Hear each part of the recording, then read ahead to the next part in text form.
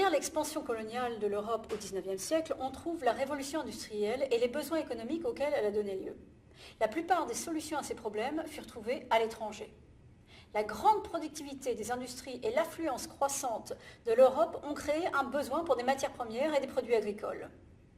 Il y a une demande pour le blé du Midwest américain et du sud de la Russie, la viande de l'Argentine, les bananes de l'Amérique centrale, le caoutchouc du Brésil, la poudre de cacao et l'huile de palmier de l'Afrique de l'Ouest, le thé de Ceylan, l'or et l'argent de l'Amérique du Sud. Cette demande a radicalement changé la vie économique et sociale des pays colonisés. De plus, comme on l'a déjà vu, l'Europe vendait ses propres produits dans les colonies. Une des particularités du capitalisme industriel était que périodiquement, plus de produits manufacturés étaient produits que les besoins de la population locale. Par exemple, en 1840, la Grande-Bretagne exportait 60% de sa production de textiles en coton. 200 millions de mètres étaient envoyés en Europe continentale, 300 millions en Amérique latine et 145 millions en Inde.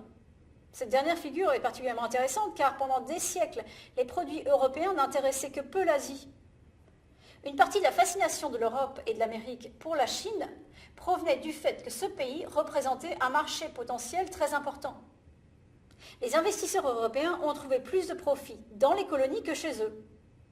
Entre 1910 et 1913, la Grande-Bretagne investissait la moitié de ses économies, savings, à l'étranger, divisées de manière égale entre l'Europe, l'Amérique du Nord et l'Australie d'une part, et l'Asie, l'Afrique et l'Amérique latine d'autre part. Les riches européens ont reconnu les bénéfices apportés par les marchés étrangers qui contribuaient au succès des usines européennes et créaient des emplois pour les travailleurs européens.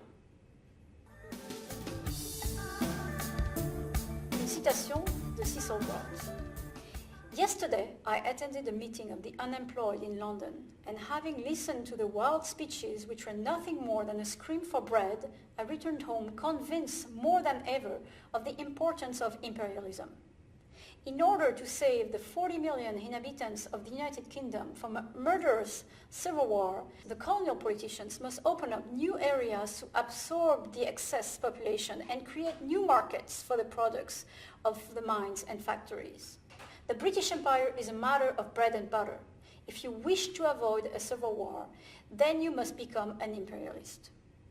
Donc, l'impérialisme est censé résoudre les conflits sociaux des sociétés industrielles telles que la Grande-Bretagne et éviter les révolutions ou autres conflits causés par les inégalités sociales de ces sociétés. Est-ce que la révolution industrielle a contribué à l'Empire ? L'industrialisation a aussi permis l'expansion impériale, puisque par exemple l'invention de machines à vapeur a permis d'atteindre les ports de l'Afrique de l'Est et de l'Asie beaucoup plus rapidement, mais aussi grâce au canal de Suez qui fut terminé en 1869. Le télégraphe, sous-marin notamment, a permis des communications avec des régions éloignées de l'Empire. De nouveaux fusils et les mitrailleuses ont accru l'écart entre les forces militaires européennes et les autres.